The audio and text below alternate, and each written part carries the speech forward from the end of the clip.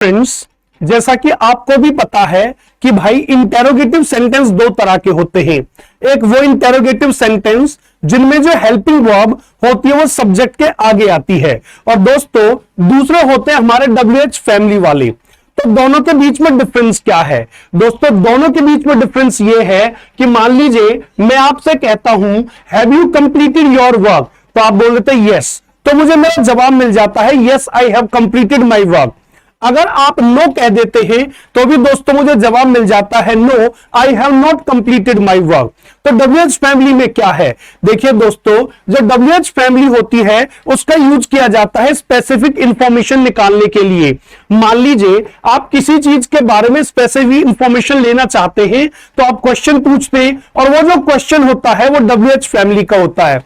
जैसे जब आप व्हाट का यूज करते हैं तो दोस्तों आप मैटर जानना चाहते हैं, आप मैटर जानना चाहते हैं, it means you want to know कि वो क्या है। जैसे व्हाट आर यू ईटिंग, आप क्या खा रहे हैं। व्हाट आर यू राइटिंग, आप क्या लिख रहे हैं। सो दोस्तों मैं उस मैटर को जानना चाहता हूं तो इसलिए मैं व्हाट का यूज करता हूं।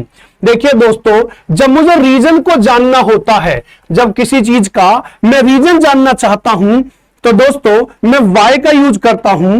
Why are you shouting, why are you running, why are you writing. So दोस्तों मैं वाई का यूज करता हूं जब मुझे रीजन जानना होता है। और दोस्तों जो WH फैमिली के मेंबर होते हैं, जब इनसे आपसे क्वेश्चन पूछा जाता है सो दोस्तों आपको वर्बली रिप्लाई करना पड़ता है, यू हैव टू स्पीक। इनका जो जवाब है आप किस में नहीं दे सकते, आप यस और नो में नहीं दे सकते। अगर आप किसी से पूछते हैं व्हाई आर यू राइटिंग, आप लिख क्यों रहे हैं, सो दोस्तों यस नहीं बोल सकता, वो नो नहीं बोल सकता, उसे बताना पड़ेगा व्हाई ही और शी इज राइटिंग। वैसे ही दोस्तों जब हमें टाइम के बारे में जानना होता है तो हम व्हेन का यूज करते हैं।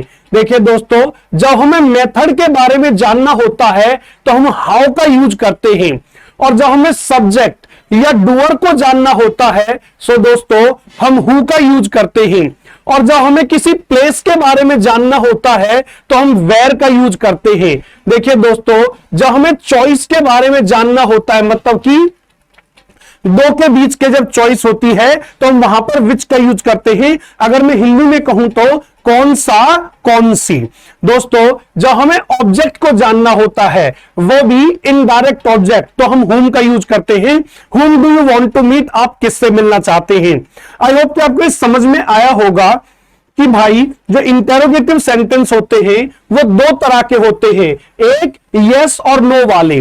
कहने का मतलब है इनमें जो हेल्पिंग वर्ब होती है वो सब्जेक्ट के आगे होती है, कुछ इस तरह से है, means has she done the work, has she done the work, has she done the work, क्या उसने काम कर लिया, has she done the work. So देखिए दोस्तों ये हमारा सब्जेक्ट है, और सब्जेक्ट के आगे क्या है, सब्जेक्ट के आगे हमारी हेल्पिंग वर्ब है। सो देखिए दोस्तों ये यस और नो वाला है, और ये WH फैमिली वाले हैं जिनमें क्या होता है, first of all member of WH family, after that उसके बाद में दोस्तों हेल्पिंग वर्ब आती है, फिर सब्जेक्ट आती है, फिर वर्ब आती है, और फिर ऑब्जेक्ट आती है। And they are use for the specific information, they are use for the specific information. As per my promise, अब दोस्तों हम अगले टेंस के बारे में बात करने वाले हैं, लेट्स टॉक अबाउट दिस। लेकिन उसके पहले हमें एक चीज जाननी पड़ेगी जो कि बुक्स वगैरह में एक्सेप्शन के नाम से पढ़ाई गई होती है, कि जो हु होता है, हु को आप हमेशा सिंगुलर कंसीडर करते हैं। तो ऐसा क्या है कि हु को सिंगुलर कंसीडर किया जाता है, what is the logic behind that. देखिए दोस्तों एक्चुअल में थोड़ा कोई लॉजिक नहीं है, बस थोड़ी सी समझ की बात है, just try to understand this. देखो मान लो कोई चेयर है और वो टूट गई है, अगर वो नेचुरली नहीं टूटी है तो ये तो क्लियर है कि तोड़ने वाला कोई ना कोई तो है, लेकिन जब आपने देखा ही नहीं कि तोड़ने वाला कौन है तो आप ये भी नहीं बोल सकते कि जो तोड़ने वाला है वो एक है, दो है, तीन है या चार है। इट मींस आपको नहीं पता how many people have done this and how many people are involve in this. जब आपको ये नहीं पता कि कितने लोग इसके अंदर इन्वॉल्व हैं, कितने लोगों ने ये मिलकर के काम किया है। लेकिन ये बात तो पक्की, अगर चेयर टूटी है तो चेयर टूटने की स्थिति में जस्ट ट्राई टू अंडरस्टैंड कि कम से कम एक बंदा तो है। अगर कोई काम हुआ है तो एक बंदा तो कम से कम वहां पर है उसको करने वाला। तो इसलिए दोस्तों मुझे इसमें सब्जेक्ट के बारे में जो डूअर होता है उसकी कोई इंफॉर्मेशन नहीं होती, how many people have done this. तो फिर मैं ये भी नहीं कह सकता कि एक है, दो है, चार है या पांच है। इसलिए दोस्तों सब्जेक्ट ना पता होने की वजह से हम इसको सिंगुलर कंसीडर करते हैं। और सिंगुलर भी क्यों कंसीडर करते हैं? क्योंकि वहां उस काम को करने वाला कम से कम एक बंदा तो है, अगर कोई काम हुआ है तो चाहे तो आप इसे ऐसे याद कर सकते हैं कि एक्सेप्शन है, लेकिन लॉजिकल एक्सेप्शन की कोई जरूरत ही नहीं है इसमें, क्योंकि भाई काम करने वाला कम से कम एक बंदा तो होता है। इसलिए हु को हमेशा ही सिंगुलर कंसीडर किया जाता है। ही जैसे who talks in the class, class में बातें कौन करता है। हु हेल्प्स अदर्स, दूसरों की मदद कौन करता है।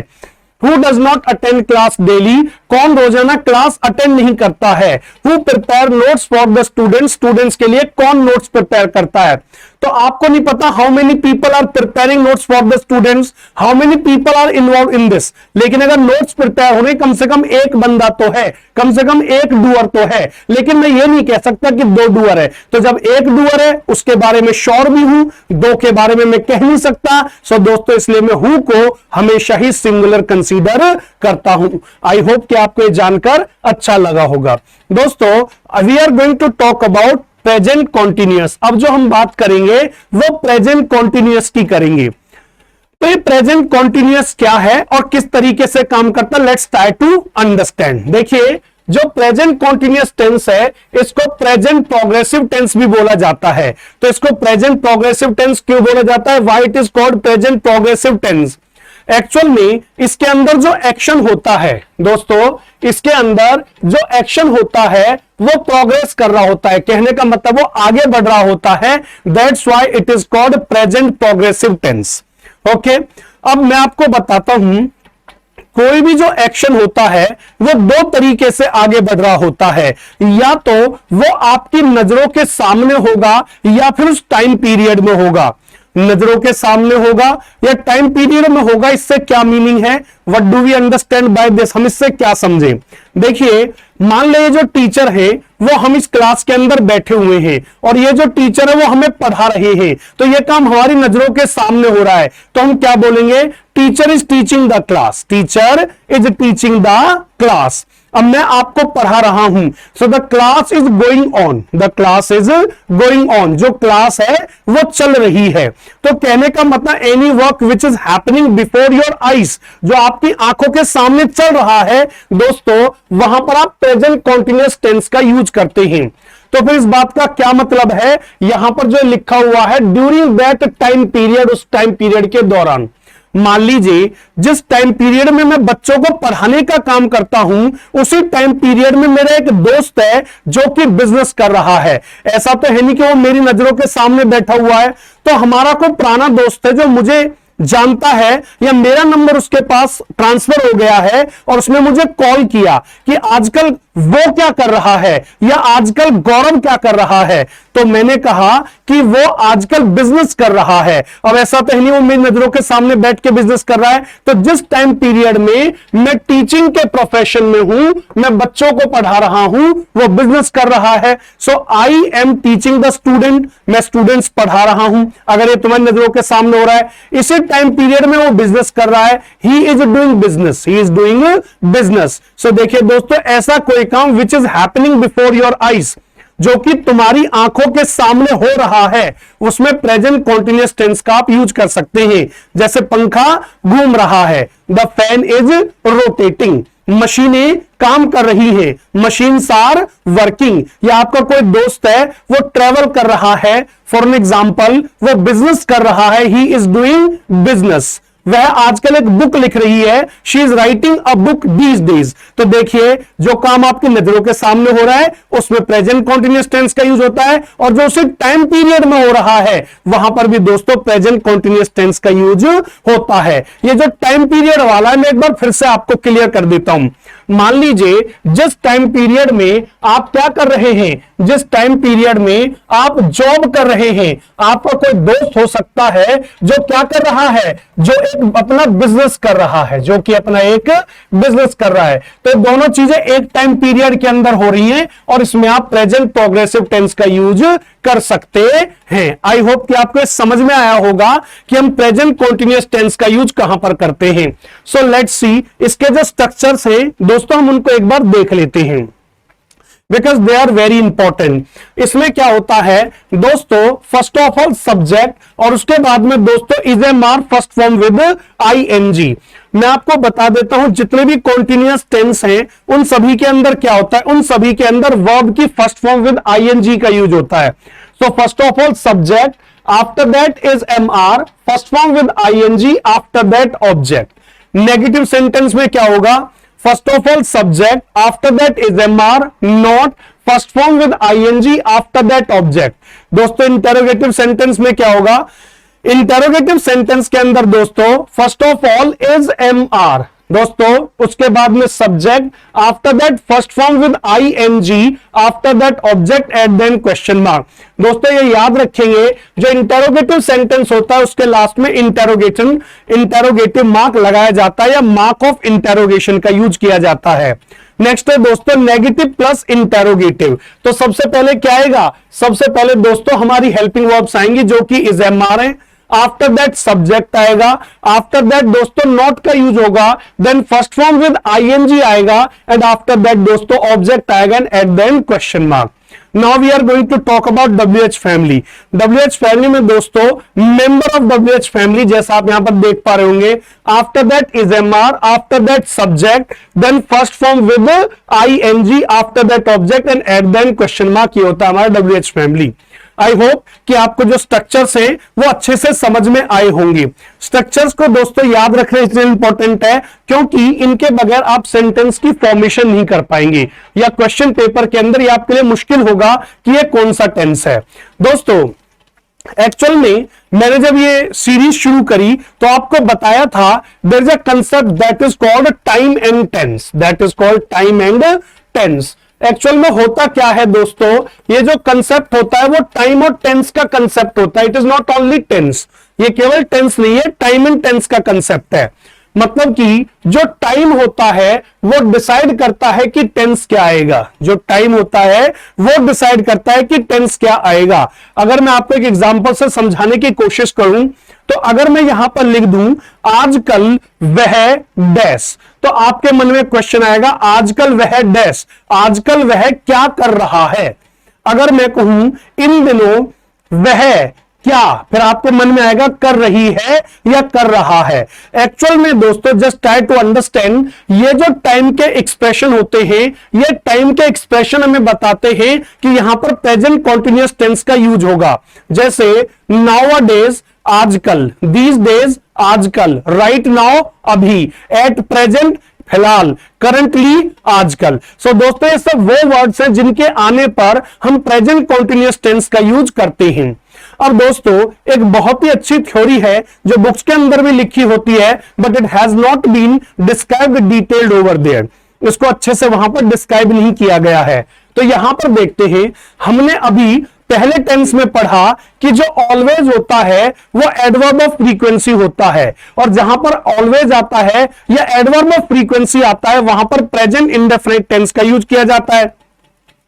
लेकिन यहां पर देखो, you are always quarrelling with others, तुम हमेशा दूसरों के साथ में लड़ते रहते हो।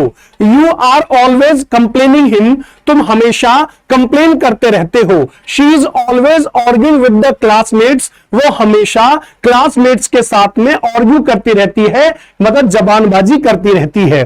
सो देखिए ऑलवेज, फिर ये कैसे कॉम्बिनेशन बना, क्योंकि ऑलवेज तो एडवर्ब ऑफ फ्रीक्वेंसी है और एडवर्ब ऑफ फ्रीक्वेंसी का मतलब प्रेजेंट इंडेफिनिट होना चाहिए। नहीं दोस्तों, एक्चुअल में हमारे पास यहां पर जो चैलेंज है वो ये है कि हमें क्या है कि उसकी हैबिट को भी दिखाना है और प्लस में दोस्तों राइट नाउ वो ये काम भी कर रही है।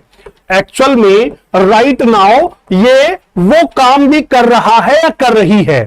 Let's have an example. Actual में क्या है कि आपके घर पर आपकी मम्मी आती है अपनी जॉब से या बाहर से, आप भागकर मम्मी के पास जाते हैं या जाती हैं और अपनी मम्मी से शिकायत करती हैं कि भाई हमेशा मुझसे लड़ता रहता है और मुझे रिमोट नहीं देता है। तो एक्चुअल में क्या है, आपकी मम्मी बोलती है तुम हमेशा अपने भाई की शिकायत करती रहती हो। अब ये देखो, राइट नाउ वो शिकायत कर रही है, प्लस में उसकी हैबिट भी बताया मम्मी ने कि तुम हमेशा अपने भाई की शिकायत करती रहती हो। सो देखिए दोस्तों, उसकी हैबिट भी प्लस में आंखों के सामने ये काम हो रहा है। क्या है कि आंखों के सामने ये काम हो रहा है, प्लस में उसकी हैबिट भी है। सो दोस्तों, दोनों को कोलैबोरेट करके हमने ऑलवेज को फर्स्ट फॉर्म विद आईएनजी मतलब प्रेजेंट कॉन्टिन्यूअस में यूज कर लिया। लेकिन इसकी एक कंडीशन होती है दोस्तों, यहां पर कोई ना कोई नेगेटिव बात छुपी होती है, शिकायत है, आर्ग्यूमेंट है, तो ऐसी स्थिति में ही इसका यूज किया जाता है। जैसे you are always quarrelling with others, तुम हमेशा दूसरों से लड़ते रहते हो। मान लो एक एग्जांपल से मैं समझाता हूं, टीचर की क्लास में एंट्री होती है और एक बच्चा है जो दूसरों से जाकर के झगड़ा कर रहा है और ये उसका रोज रोज का काम है। तो टीचर के सामने चैलेंज ये है, एक तो उसकी हैबिट है रोज रोज लड़ना, एक तो उसकी हैबिट है रोज रोज लड़ना, और दूसरा अब जब टीचर क्लास में आया तो राइट नाउ ये काम हो भी रहा है, राइट नाउ ये काम हो भी रहा है। तो उसकी हैबिट प्लस उस कॉन्टिन्यूएशन को हमने दोनों को कोलैबोरेट कर दिया, और दोनों को कोलैबोरेट करके ऑलवेज को हम कॉन्टिन्यूअस टेंस के अंदर भी यूज कर सकते हैं, बशर्ते वहां पर कोई नेगेटिव बात को हमें हाईलाइट करना हो। जैसे you are always quarrelling with others, तुम हमेशा दूसरों के साथ झगड़ा करते रहते हो। तो टीचर ने हैबिट प्लस उसकी आंखों के सामने जो काम हो रहा है दोनों को कंबाइन कर दिया। You are always complaining him, तुम हमेशा उसकी कंप्लेन करते रहते हो, मतलब कि यहां पर बच्चे हैबिट और कॉन्टिन्यूएशन दोनों को जोड़ दिया गया है। तो जब ऐसी सिचुएशन आए कि आपने हैबिट और कॉन्टिन्यूएशन दोनों को जोड़ा है और वहां पर कोई ना कोई नेगेटिव मीनिंग भी कन्वे हो रहा है, तो आप ऑलवेज को कॉन्टिन्यूअस टेंस में भी यूज कर सकते हैं। आई होप कि आपको जानकर अच्छा लगा होगा।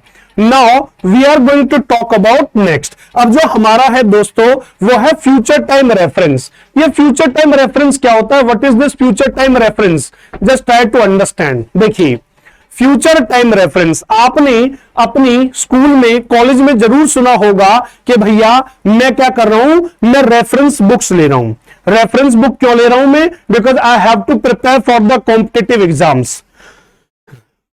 एक्चुअल में जितनी भी रेफरेंस बुक होती है they are based on NCERT, ये सभी एनसीईआरटी पर बेस्ड होती है। अब एनसीईआरटी पर बेस्ड होती है, व्हाट डू यू मीन, मान लीजिए आपने क्या खरीदी, आपने एक फिजिक्स की बुक खरीदी, तो वो जो फिजिक्स की बुक है वो क्या करती है, आपको नंबर ऑफ क्वेश्चन बहुत ज्यादा देती है, वो आपको नंबर ऑफ कंसेप्ट्स बहुत ज्यादा देती है, बट एक्चुअली उसका जो ओरिजिन है वो एनसीईआरटी की पेरीफेरी में हुआ है। एनसीईआरटी का उससे बहुत गहरा रिलेशन है, तभी तो वो मार्केट में है, क्योंकि एनसीईआरटी को ही बेस बना करके बहुत सारे एग्जाम्स तैयार किए जाते हैं। अब एक्चुअल में है क्या, वो बुक तो अल्टीमेटली एनसीईआरटी की है, अलग फॉर्म में डिराइव हुई है, इट्स ओके। तो वैसे ही मेरा फ्यूचर टाइम रेफरेंस से क्या मतलब है, फ्यूचर टाइम रेफरेंस से मेरा मतलब है जो टेंस होगा दोस्तों वो तो प्रेजेंट होगा, लेकिन वो बताएगा किसको, वो बताएगा फ्यूचर को। फिर से सुन लीजिए मेरी बात, फ्यूचर टाइम रेफरेंस का मतलब है दोस्तों जो टेंस होगा वो तो प्रेजेंट होगा, लेकिन वो बताएगा किसको दोस्तों, वो बताएगा फ्यूचर को, वो बताएगा फ्यूचर को। ऐसा कैसे होगा और हम ऐसा करें क्यों, जब हमारे पास ऐसा करने के लिए जब फ्यूचर टेंस है, so why there is a need to use future time reference, just try to understand. देखिए, अगर आप फ्यूचर की बात करें तो फ्यूचर में अनसर्टेनिटी थोड़ी ज्यादा होती है, फ्यूचर में अनसर्टेनिटी थोड़ी ज्यादा होती है। उस अनसर्टेनिटी को खत्म करने के लिए उसमें प्रेजेंट का कंटेंट डाला जाता है। कहने का मतलब है फ्यूचर टाइम रेफरेंस यूज करने से जो श्योरिटी है दोस्तों वो बढ़ जाती है। तो इस श्योरिटी को बढ़ाने के लिए हम फ्यूचर टाइम रेफरेंस का यूज करते हैं, मतलब हम प्रेजेंट टेंस से फ्यूचर का मीनिंग कन्वे करवाते हैं, फ्यूचर का टाइम कन्वे करवाते हैं। दोस्तों मैं इसको को एग्जांपल से आपको समझाने की कोशिश करता हूं। देखो यहां पर लिखा है my brother leaves for Australia in April. अगर मैं इसको लिख देता हूं सितंबर, my brother leaves for Australia in September. सितंबर तो अभी नहीं आया, लेकिन दोस्तों मेरा जो भाई है वो सितंबर में कहां जाएगा? ऑस्ट्रेलिया जाएगा। ऐसा हम क्यों कर पा रहे हैं? ऐसा आप इसलिए कर पा रहे हैं, ये जो सितंबर है ये फ्यूचर का टाइम है, ठीक है। और अभी क्या चल रहा है? अभी हमारा अगस्त चल रहा है। एक्चुअल में अगस्त में ही ये डिसाइड कर लिया गया है कि जो मेरा भाई है वो सितंबर में ऑस्ट्रेलिया जाएगा। तो फ्यूचर का ऐसा काम जो फ्यूचर में होगा लेकिन प्रेजेंट में ही उसको डिसाइड कर लिया गया है। सो दोस्तों that is an ideal place to use future time reference. वो सबसे अच्छी जगह होती है फ्यूचर टाइम रेफरेंस को यूज करने की। अब देखिए सितंबर कब आएगा? सितंबर फ्यूचर में आएगा, और जब सितंबर फ्यूचर में आएगा तो दोस्तों उसको अभी डिसाइड कर लिया गया है। कैसे डिसाइड किया गया? अब ऐसा तो है नहीं कि आप भैया ऑस्ट्रेलिया सुबह उठे और आप ऑस्ट्रेलिया निकल गए। It is not like this. अरे भाई सारे डॉक्यूमेंट्स तैयार हो रहे हैं, बहुत सारी चीजें हैं जो ये सर्टेन कर रही हैं कि सितंबर में मेरा भाई कहां चला जाएगा? ऑस्ट्रेलिया चला जाएगा। तो श्योरिटी का कंटेंट बढ़ गया क्योंकि जो टाइम है फ्यूचर का वो डिसाइड हो चुका है। और जब श्योरिटी ज्यादा बढ़ गई है तो सिर्फ फ्यूचर से काम नहीं चलेगा, हमें ज्यादा बेहतर टेंस यूज करना पड़ेगा, that is future time reference. I hope कि आपको बात समझ में आई होगी। चलो यहां से देखना शुरू करते हैं। We attend a marriage anniversary party at night. We attend a marriage anniversary party at night. अब मुझे एक बात बताइए, जो at night है मतलब अगर नाइट हो गई होती तो हम ये सेंटेंस बोल ही ना पाते।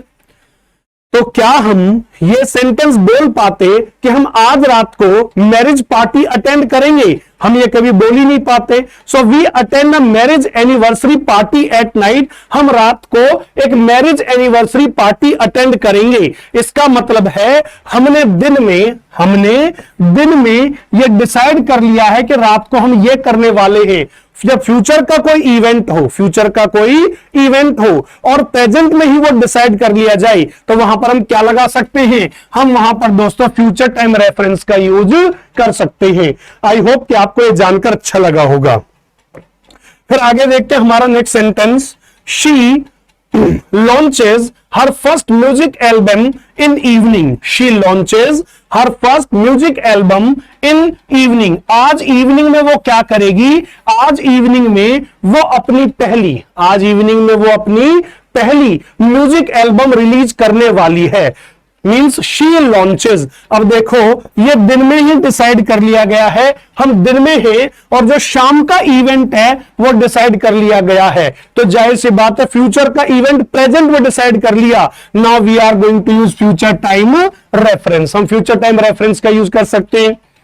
We visit Paris environment summit next month. अगले महीने जो पेरिस के अंदर क्या है, जो पेरिस के अंदर एनवायरमेंट समिट होगा हम उसको अटेंड करेंगे। आज हमने टुडे वी हैव डिसाइडेड कि भैया हम अगले मंथ में ये करने वाले हैं। फ्यूचर का इवेंट है, प्रेजेंट में डिसाइड कर लिया गया है दोस्तों, हम वहां पर यूज करेंगे फ्यूचर टाइम रेफरेंस। अब मुझे लगता है कि आपको थोड़ा आइडिया मिल गया होगा कि फ्यूचर टाइम रेफरेंस कहां और क्यों यूज किया जाता है। मैं एक बार छोटा सा इसको रिपीट कर देता हूं दोस्तों। ये फ्यूचर में सर्टेनिटी को बढ़ा देता है और फ्यूचर का ऐसा इवेंट जो फ्यूचर में होगा लेकिन अभी डिसाइड कर लिया गया है उसके लिए हम फ्यूचर टाइम रेफरेंस का यूज करते हैं। आई होप कि आपको ये बातें समझ में आई होंगी। Now we are going to talk about next के फ्यूचर टाइम रेफरेंस में हम कौन सा टेंस यूज कर सकते हैं और क्यों इस टेंस को हम यूज कर सकते हैं। जो सबसे पॉपुलर है, which is very popular among the people, that is going to, am going to, are going to.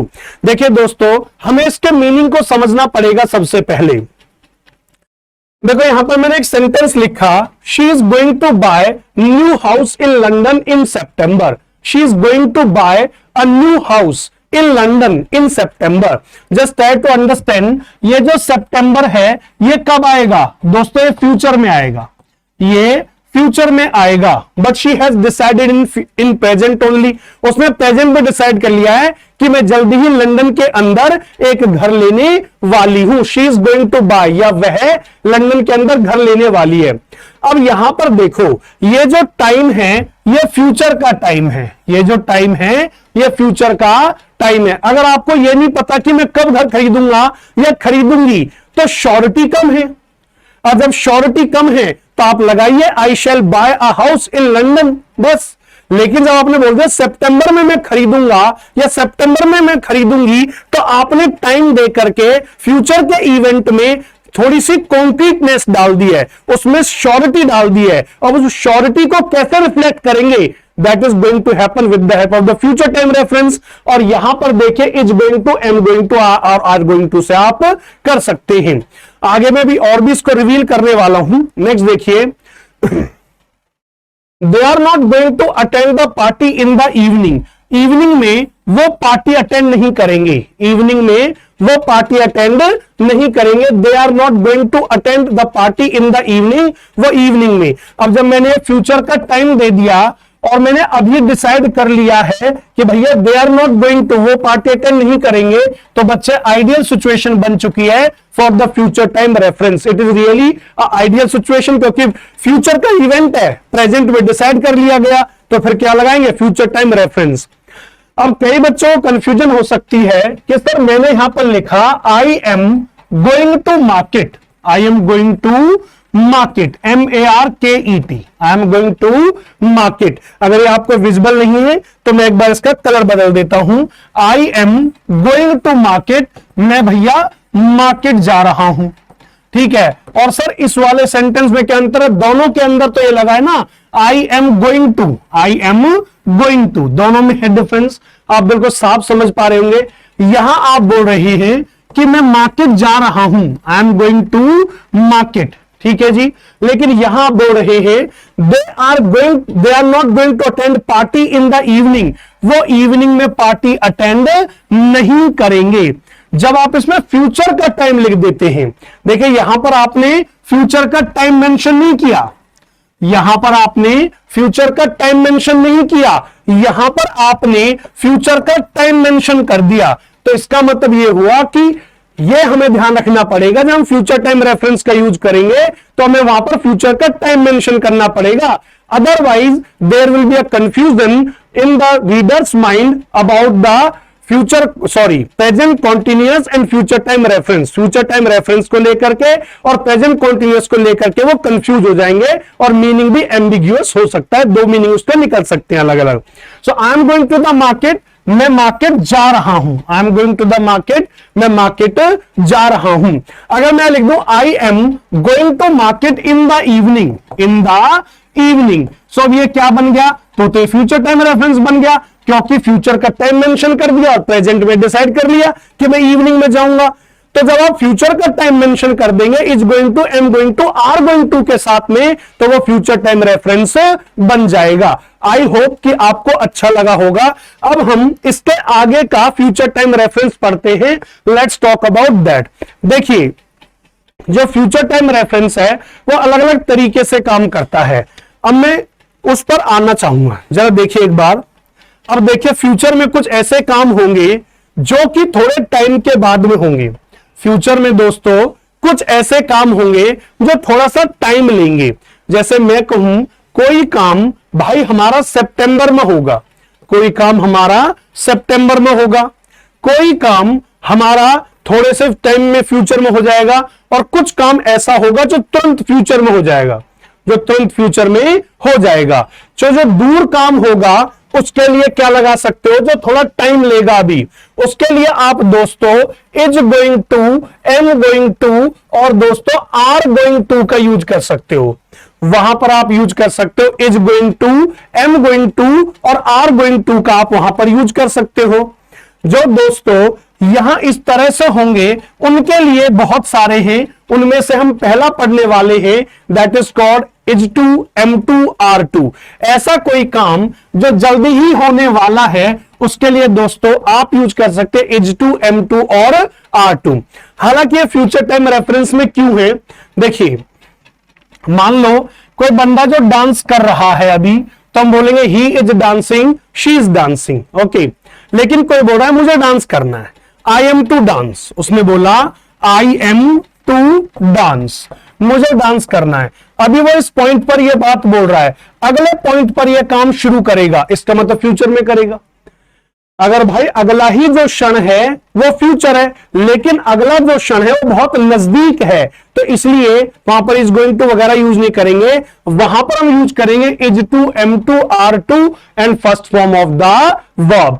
इसको आप दूसरे तरीके से भी समझ सकते हैं, कोई बात जो स्केड्यूल्ड है, मतलब कि डिसाइड की जा चुकी है कि यार मुझे टीवी देखना है, मुझे ये करना है, तो स्केड्यूल वाला जो सेंस होता है वो भी इसके अंदर छिपा होता है। वी आर टू स्टडी, मतलब आपको किसी ने बोला चलो यार 7 बजे से मूवी देखेंगे, तो तुमने और तुम्हारे दोस्त ने बोला वी आर टू स्टडी, कि भैया 7 बजे तो हमने डिसाइड किया है कि हम पढ़ाई करेंगे, 7 बजे डिसाइड किया कि हम पढ़ाई करेंगे। तो ऐसा आपने कोई स्केड्यूल बना के रखा हुआ है दोस्तों आप, और वो निकट भविष्य में जल्दी ही होने वाला है, तो वहां पर इज टू, एम टू और आर टू का यूज कर सकते हैं। एक कंडीशन तो इसकी ये है। दूसरी क्या है, ऐसा कोई काम जो बहुत जल्दी होने वाला है, थोड़ी देर में ही हो जाएगा दोस्तों, वहां पर भी आप इसका यूज कर सकते हैं।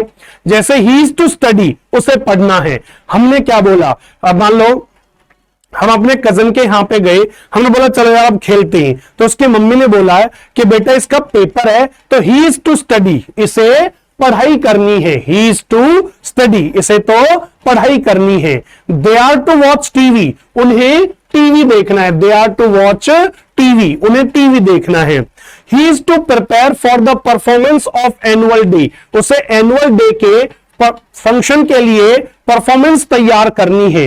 जैसे फॉर एन एग्जाम्पल हमने बोला ही इज टू परफॉर्म और she is to prepare for the performance of annual day. जैसे फॉर एग्जाम्पल हमने क्या बोला, अब चलो भाई अब तो रात के 9 बज चुके हैं, चलो अब मूवी देखते हैं या चलो बातें करते हैं, तो किसी ने बोला कि यार वो नहीं आ पाएगी, बोला क्यों, क्योंकि भाई she is to prepare for the performance of annual day, मतलब 9 बजे से उसने, उसके टीचर ने ऑनलाइन डिसाइड किया है कि भैया एनुअल फंक्शन की प्रिपरेशन करनी है, तो ये स्केड्यूल्ड है, ये स्केड्यूल्ड है, मतलब कि 9 बजे डिसाइड हो चुका है। अभी प्रेजेंट है, 9 बजे के लिए डिसाइड हो चुका है, प्रेजेंट, फ्यूचर का काम प्रेजेंट में डिसाइड, तो क्या लगेगा, means future time reference. Future time reference में is to, am to, are to क्यों लगे, क्योंकि ये स्केड्यूल्ड है, क्योंकि ये स्केड्यूल्ड है। और दोस्तों ये ऐसा काम है जो जल्दी ही होने वाला है, in comparison of is to, is going to, am going to, are going to. Simple words में कहूं तो जो फ्यूचर में थोड़ा सा टाइम लेंगे उनमें आप गोइंग टू वाला स्ट्रक्चर यूज कर सकते हैं, और जो जल्दी ही होने वाले हैं उनके लिए आप ये स्ट्रक्चर का यूज कर सकते हैं। और ये स्केड्यूल के सेंस में ज्यादा बेहतर होता है इसको यूज करना। We are to submit the documents, यहां पर स्पेलिंग थोड़ी प्रॉब्लम हो गई है, DOCUMENTS, तो we are to submit the documents, हमें तो भाई डॉक्यूमेंट सबमिट करने। मान लो तुम सारे लोग कॉलेज में पढ़ते हो, तुम्हारे दोस्तों ने बोला चलो यार आज कॉलेज नहीं जाता तो घूमने जाने, तो उसमें तो कुछ दोस्तों ने बोला कि नहीं यार हम नहीं जा सकते, क्यों, we are to submit the documents, भाई हमें इतने बजे डॉक्यूमेंट सबमिट कराने हैं, या कॉलेज में आज हमें डॉक्यूमेंट्स सबमिट कराने हैं। I am to go to market to buy vegetables, भैया मुझे मार्केट जाना है वेजिटेबल्स खरीदने के लिए। मान लो आपके बराबर वाली आंटी आपकी मम्मी से बोलती है चलो भाई पार्क घूमने चलते हैं, तो आपकी मम्मी ने कहा नहीं भाई मैं नहीं जा पाऊंगी, I am to go to market, मुझे तो मार्केट जाना है to buy the vegetables, vegetable खरीदने के लिए। तो आपकी मम्मी ने स्केड्यूल कर रखा था, आपकी मम्मी ने डिसाइड कर रखा था मुझे यहां जाना है, फ्यूचर का काम प्रेजेंट में डिसाइड हो गया, स्केड्यूल है, स्केड्यूल यू अंडरस्टैंड, स्केड्यूल है तो वहां पर क्या यूज करेंगे, is to, am to, are to और first form of the verb. I hope कि आपको यह जान करके अच्छा लगा होगा। Now we are going to talk about next दोस्तों, is about to, am about to, are about to, then first form of the verb. दोस्तों ये भी क्या होता है, ये भी फ्यूचर टाइम रेफरेंस होता है, और ये किस तरह से काम करता है, ये भी उन एक्शंस को दिखाता है जो थोड़ी ही देर में या अगले ही क्षण के अंदर होने वाले होते हैं, ये उनको दिखाता है। जैसे the train is about to go, let's come in, जो ट्रेन है वो जाने को है, लेट्स कम इन, अंदर आ जाओ। He is about to start the performance, वो परफॉर्मेंस स्टार्ट करने को है। He is about to start the performance, वो परफॉर्मेंस स्टार्ट करने को है। एक्चुअली शी लिखा है, माफ करना, she is about to start the performance, वो परफॉर्मेंस स्टार्ट करने को है।